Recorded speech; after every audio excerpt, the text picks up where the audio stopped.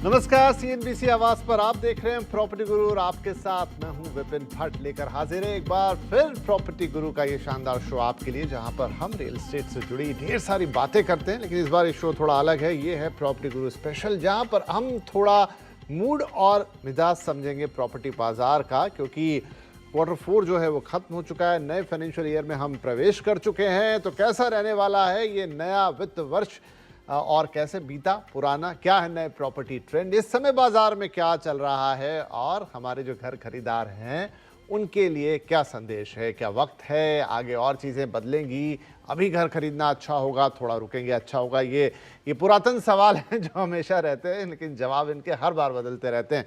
और आज इसलिए हमने बुलाया है दो खास मेहमान, जय और वीरू की जोड़ी।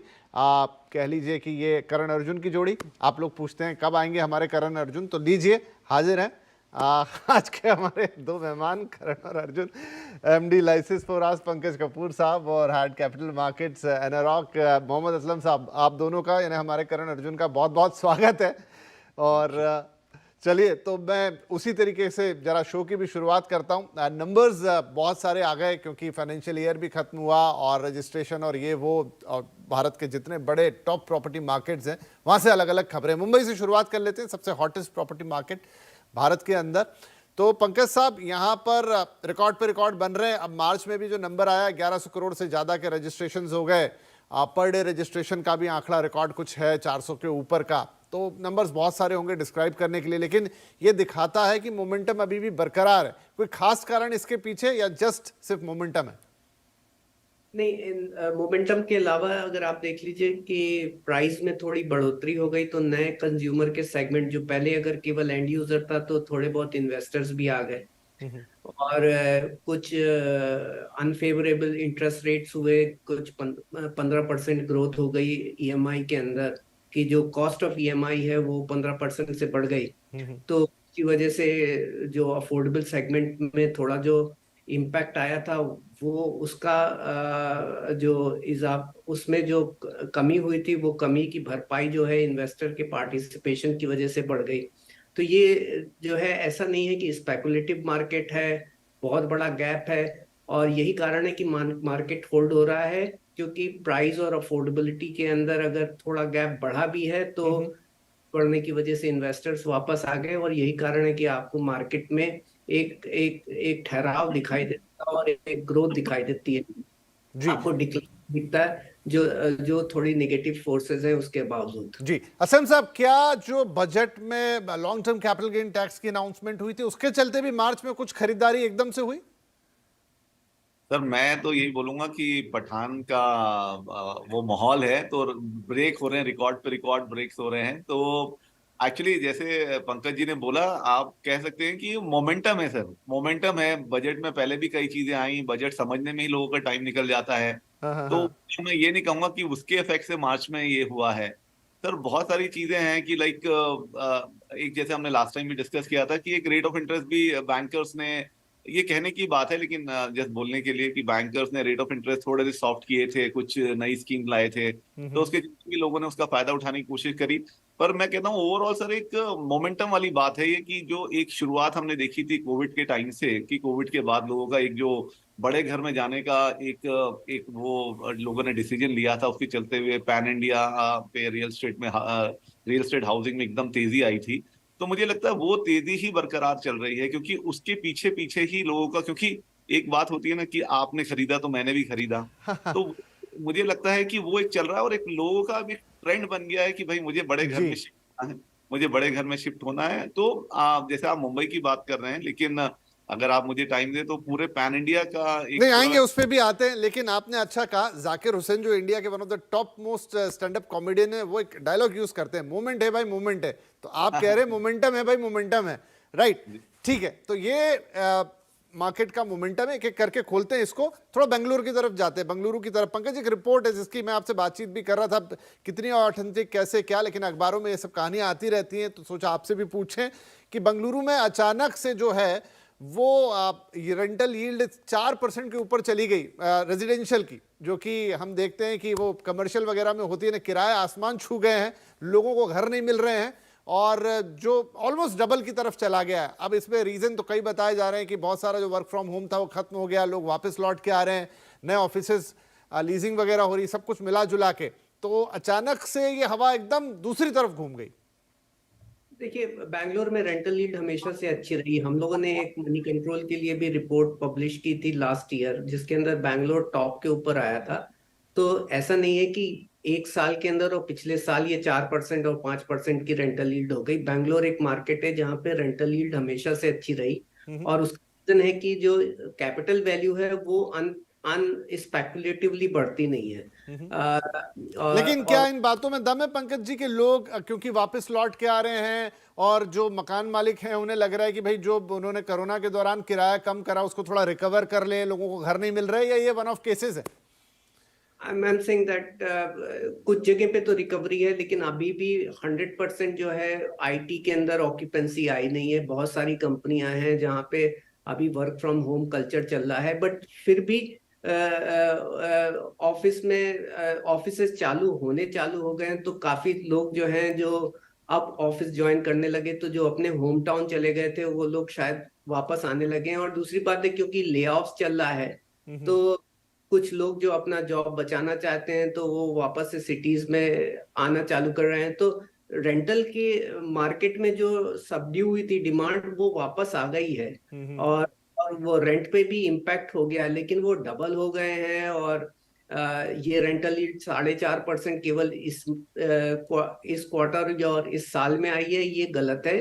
वो बैंगलोर मार्केट में हमेशा से रेंटल यील्ड बहुत अच्छी रही। चलिए, तो ये कई बार थोड़ी सी चीजें एग्जैजरेट हो जाती हैं, फिर वो अलग तरीके से दिखाई देने लगती हैं, लेकिन ये बेंगलुरु का हाल है। असलम साहब, दूसरी तरफ लॉन्चेस की बात है। ये बात तो है कि आप ही लोगों ने आके बताया कि इन्वेंट्री काफी एग्जॉस्ट हुई, लॉन्चेस हुए, लेकिन अब लॉन्च होते हैं तो विद इन ए ईयर तो कुछ तैयार होता नहीं है। इस समय क्या स्थिति है? मैं चाहे बेंगलुरु की बात करूं, चाहे मुंबई की बात करूं, चाहे गुड़गांव की बात करूं।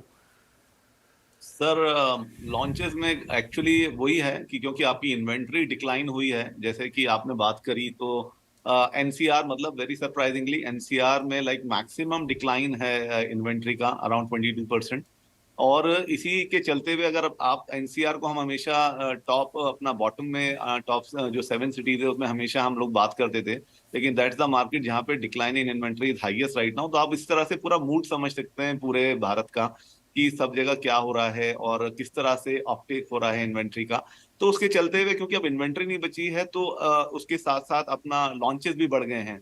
सो हाल ये है कि आज की डेट में कि जो भी अगर आप गिने तो उसमें जो सबसे ज्यादा फ्यूल करता है वो एमएमआर मार्केट और पुणे है, जिसमें एक्चुअली जो टोटल लॉन्चेस हुए हैं पैन इंडिया उसका 52% इन 2 सिटीज में ही हुआ है।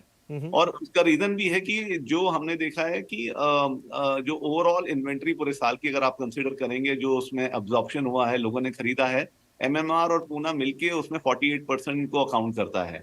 सो ये स्टोरी है टॉप 2 सिटीज की। मैंने आपको एनसीआर का बताया जहाँ पे इन्वेंट्री डिक्लाइन हुई है, लॉन्चेस डेफिनेटली वहां भी हुए हैं लेकिन उस लेवल पे नहीं हुए हैं।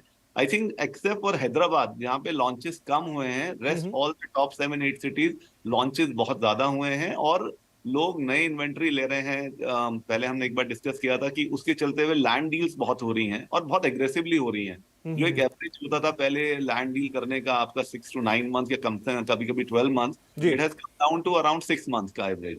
सो I am saying this is what happening right now. ठीक है, तो पंकज जी, ये जो इन्वेंट्री है और फिर ये जो नए लॉन्चेस हैं, ये जो भी पूरा सिनेरियो रहा पिछले 1.5-2 साल के अंदर, क्या डिमांड सप्लाई का जो एक बैलेंस था वो मिसमैच हुआ या ऊपर नीचे गया इससे?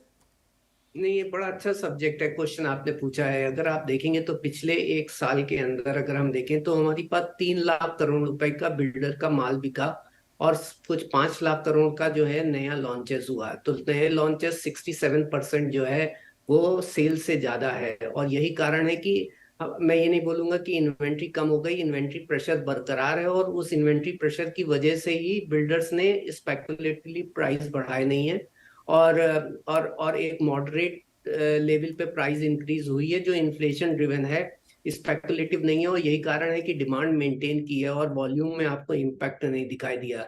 लेकिन जो न्यू लॉन्चेस हैं वो अक्रॉस इंडिया आपको बढ़ते हुए दिखाई दे रहे हैं। I agree with this Aslam की एमएमआर में सबसे ज्यादा है, वहां पे इस वक्त 3,67,000 यूनिट का अनसोल्ड हो गया है। पूना है, हैदराबाद है, अहमदाबाद में अच्छे खासे आपको लॉन्चेस दिखाई दे रहे हैं। बेंगलोर में उस लेवल पे कम है, और दिल्ली एनसीआर में लीस्ट है। और दिल्ली एनसीआर की इन्वेंट्री कम होने का एक मेजर रीजन ये भी है, करीब 60% इन्वेंट्री जो है, जो पिछले साल थी और पिछले 2-3 साल पहले थी, वो अभी भी स्टोर्ड स्टेट पे है। तो बहुत ही लिमिटेड सप्लाई है जो जी इस वक्त मार्केटेबल है, और यही कारण है कि सबसे ज्यादा ग्रोथ इन प्राइसेस भी वहीं दिख रही है, क्योंकि बहुत लिमिटेड सप्लाई आ गई है और न्यू लॉन्चेस कम हो गए।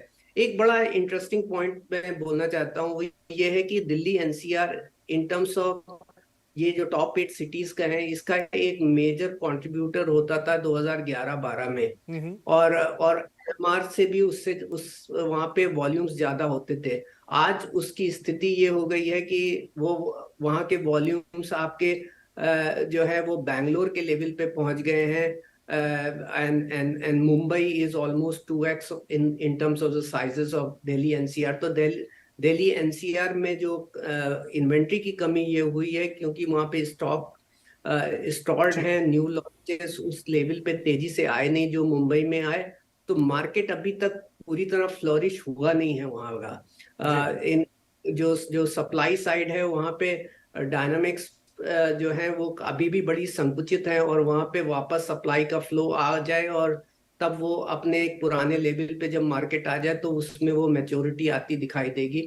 तो ये दिल्ली एनसीआर की बात है। लेकिन दूसरे सारे शहरों में आपके न्यू लॉन्चेस जो है वो सेल से ज्यादा है, और यही कारण है कि आपको सप्लाई का प्रेशर बरकरार दिख रहा है। तो ये बायर्स मार्केट रहेगा। चलिए, तो ये बायर्स मार्केट रहेगा, ये एक इंपॉर्टेंट पॉइंट है इसका पूरा। थोड़े बहुत दाम बढ़ते हुए नजर आते हैं इन्फ्लेशनरी प्रेशर के कारण, लेकिन क्या दामों में आगे कोई बढ़ोतरी होगी? क्योंकि अब तो इन्वेस्टर भी मार्केट में आ गए, और होगी तो उसका क्या लेवल होगा? क्या पहले जैसा कुछ देखने को मिलेगा, या फिर एक मॉडरेट बढ़ोतरी होगी? एक बड़ा सवाल रहेगा। यहाँ एक ब्रेक लेंगे, और ब्रेक के बाद उससे भी बड़ा सवाल कि क्या जो भी फैंसिटर्स हैं और घर खरीदने का थोड़ा सोच रहे थे, मन बना रहे थे, अब नया फाइनेंशियल ईयर आ गया है, क्या ये फैसला इन्हें लेना चाहिए? थोड़ी सी बातचीत होगी कमर्शियल रियल एस्टेट के ऊपर भी। एक छोटा ब्रेक, बातचीत जारी रहेगी।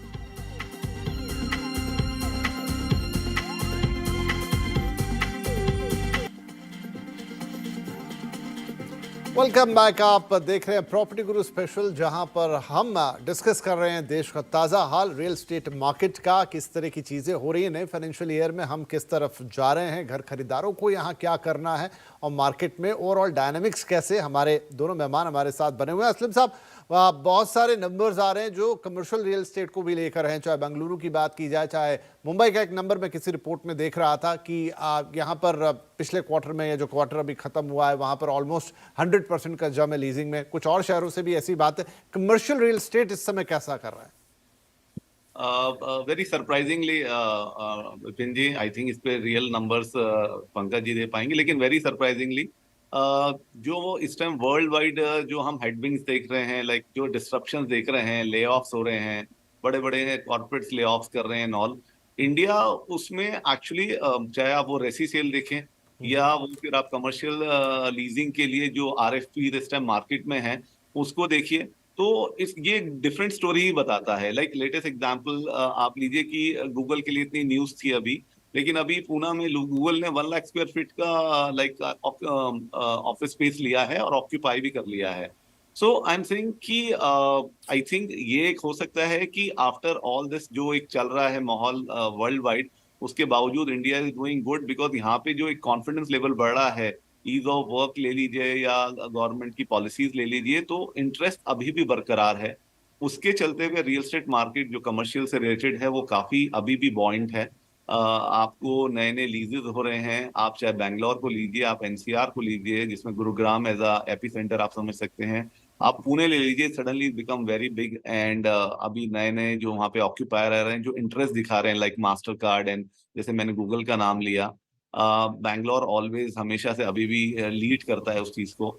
सो और सबसे इम्पोर्टेंट बात एक मैं आपको बताना चाहता हूँ कि ये बीच में जो कोविड के चलते हुए वर्क फ्रॉम होम हुआ था और थोड़ा सा कमर्शियल लीजिंग में ये सब बात हुई थी, हम्म। उसके चलते हुए ये जो आपके को वर्किंग स्पेसेस हैं उसमें वी वर्क का एक अलग स्टोरी है, लेकिन आप स्मार्ट वर्क को ले लीजिए, they are doing excellently well.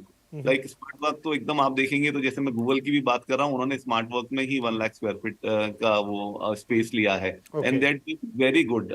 So I am saying, तो आप इस तरह से एक को लिविंग प्लेयर की अगर आप सिर्फ उसके नंबर्स देखें तो उससे पता चलता है कि व्हाट काइंड ऑफ एक्सपेक्टेशन या व्हाट काइंड ऑफ आगे उसका फ्यूचर किस तरह से लोग देख रहे हैं कि इंडिया में रहना है। और इंडिया में अभी भी आपको चाहे वो टैलेंट हो, चाहे रियल स्टेट हो, और now with government policy ease of work, I think India is the best bet for anybody to come here, and इसी वजह से कमर्शियल। ठीक है, तो पंकज जी थोड़ी सी एक पर्सपेक्टिव दिया असलम साहब ने, लेकिन सिचुएशन जो है थोड़ी सी कॉम्प्लेक्स जरूर है कि एक तरफ ले ऑफ्स हैं, मतलब एक ग्लोबल मंदी की बात है, टेक जायंट्स के साथ तो स्थिति बहुत ही अजीब सी है, मैक्सिमम लीजिंग भी वही कंपनियां करती हैं, नंबर्स कुछ मैंने जिक्र किए, आपके आंकड़े क्या कहते हैं?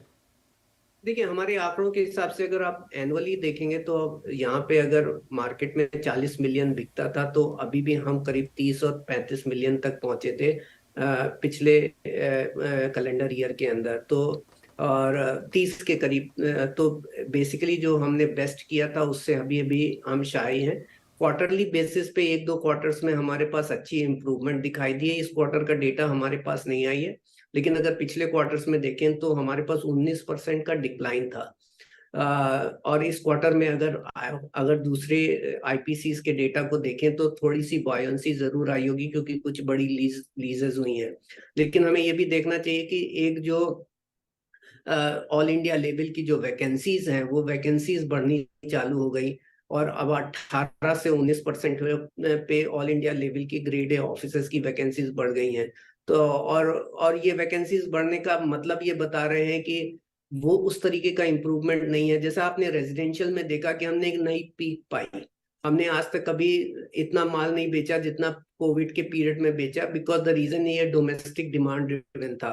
अभी कॉमर्शियल जो है ज्यादातर जो है आपका मैक्रो इन्वायरमेंट के साथ बहुत ज्यादा एसोसिएटेड रहता है, इकोनॉमी के साथ काफी ज्यादा एसोसिएटेड रहता था। हालांकि इंडिया के पास एक पोलराइजेशन है, बहुत सारी कंपनियां जो हैं चाइना को छोड़ के इंडिया में आना चाहती हैं, लेकिन आप ज्यादातर डेटा देखेंगे तो आउटसोर्सिंग के पॉइंट ऑफ व्यू से जो डेटा भी आया था कि अगर टोटल आउटसोर्सिंग करीब 6% है तो इंडिया में पोलराइजेशन केवल 2% का हुआ है। तो ऐसा नहीं है कि सारा जॉब इधर आ रहा है और उसकी वजह से ये बॉयंसी दिख रही है। आई एम सेइंग दैट हम लोग कुछ ज्यादा चीयर लीडर बन गए थोड़ी बहुत बॉयंसी देख के, बट कॉमर्शियल में अभी भी हमें ट्रबल दिख रही है। और कॉमर्शियल के अंदर जो मैक्रो इन्वायरमेंट है उसमें जब तक स्टेबिलिटी नहीं आएगी, यूएस के मार्केट में स्टेबिलिटी नहीं आएगी, तब तक हम ये नहीं कह सकते। और आप यूएस के बैंकिंग सेक्टर के ऊपर इम्पैक्ट आना चालू हो गया है, एक के बाद एक हम सुन रहे हैं कि बैंक्स में कोलैप्स हो रहे हैं। तो उस तरीके का अगर फियर होता है तो आईटी सेक्टर्स के ऊपर डायरेक्टली इम्पैक्ट आता है। तो आउटलुक जो है थोड़ा ग्रिम है। ठीक है, तो सिचुएशन को ब्लैक एंड व्हाइट के ही तौर पे देखना चाहिए और उसी हिसाब से एक्सेस करना चाहिए, राइट। अब चूंकि दो महत्वपूर्ण सवाल रह गए हैं, समय कम हो गया या ऑलमोस्ट खत्म, लेकिन क्विकली आप दोनों की राय चाहूंगा। असलम साहब, घर खरीदारों के लिए क्या संदेश है? अब नया फाइनेंशियल ईयर, नई चीजें, जो ओवरऑल मार्केट हमने डिस्कस किया, आगे बढ़ना चाहिए, घर की खरीदारी करनी चाहिए? मुझे लगता है बिल्कुल करनी चाहिए, लेकिन हमने ये पहले भी बात किया है कि ओवरऑल अगर आप 15-20 साल के लिए लोन लेते हैं तो ये छोटे मोटे रेट ऑफ इंटरेस्ट का बढ़ना कम होना अल्टीमेटली आपके अप्रिसिएशन ऑफ द कैपिटल में कोई फर्क नहीं पड़ता है। तो मुझे लगता है ये रेट ऑफ इंटरेस्ट को नजरअंदाज करते हुए जो जिन्होंने खरीदा है उन्होंने यही किया है। मुझे लगता है लोगों को आगे बढ़ना चाहिए, क्योंकि अभी भी अच्छे मौके हैं, मार्केट में अच्छे प्रोडक्ट्स बन रहे हैं। एवरेज रेट जो हमने देखा है प्राइसिंग लास्ट 1 ईयर में पैन इंडिया कुछ 8 to 9% बढ़ा भी है। तो आई थिंक प्राइजेस बढ़ रहे हैं, तो मुझे लगता है कि Y to must the bus आपको डेफिनेटली ले लेना चाहिए। पंकज साहब, जो पार्टिसिपेशन इन्वेस्टर्स की तरफ से आने लगा है, क्या वो आगे चलते हुए दाम को एक अलग तरीके से पुश करेगा?